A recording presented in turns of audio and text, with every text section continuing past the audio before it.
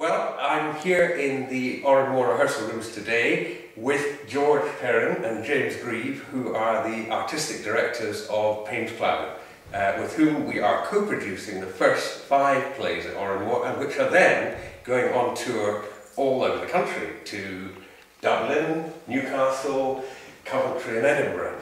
And George, you are doing co-productions all over the place just now. What's the thinking behind that? Well, when James and I started at Paines Plough in February of this year, we had quite a clear ambition for the company, which was to do a lot more work in a lot more places more regularly.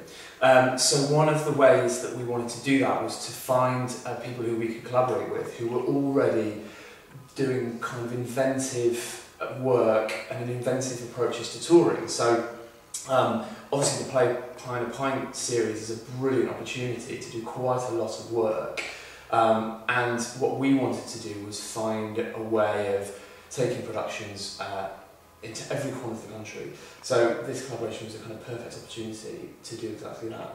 Great. And the writers, James, 5 pretty good writers. Yeah, we're incredibly excited to be working with 5 of our favourite writers. So the first play is by Mary Jones, who wrote most famously Stone in His Pockets. The second is by Gary Owen, fantastic Welsh writer who's about to open a show for National Theatre of Wales. The third play is by Linda McLean, who of course one of Scotland's great writers who may well be familiar to the Play of Pine audiences. The fourth play is by April De Angelis, a London writer who has worked at the National Theatre in the West End.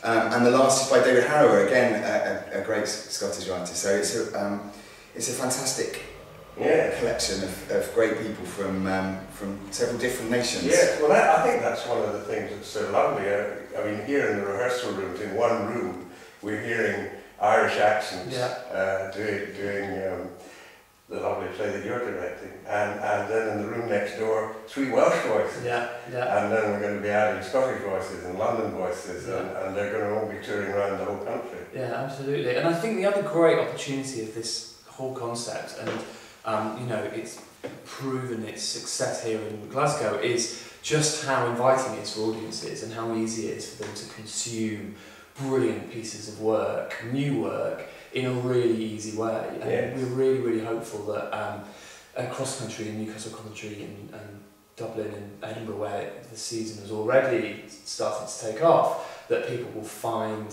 it every bit as appealing as they have in Glasgow. Yes.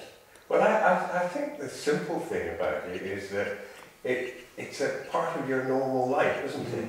You have to eat, you have to drink, and you have to see a play. Definitely part of my normal life. The drink part. So yeah, and with any luck, you know, in the future it'll just continue to grow, and that there'll be more cities will want. There has been a few who've been in touch with both you and myself about joining in the party. Yeah, you know, it feels like something that could really, really grow and grow. Yeah, we're excited about this being the first of hopefully many collaborations on plays that start in Glasgow and then can tour you know, widely around the country. And we're huge fans of coming here as punters, you know, and sitting and having a pint and seeing a great lunchtime play. So it's a real pleasure to come and work here, because I think the audience really enjoy themselves. It's an informal setting within which to watch theatre, and you know, we know that we've got some great plays up our sleeves, so I think people are going to have a great time. Great. Well, if you're watching this in Glasgow or Edinburgh or Coventry